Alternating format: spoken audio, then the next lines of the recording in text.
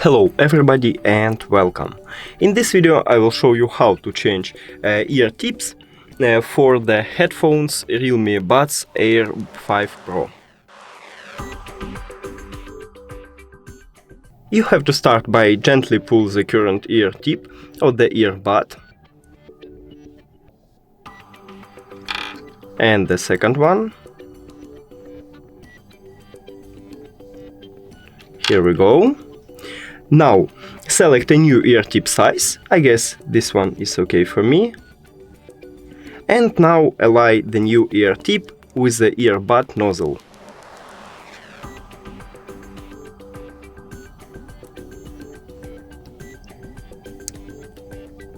Here we go.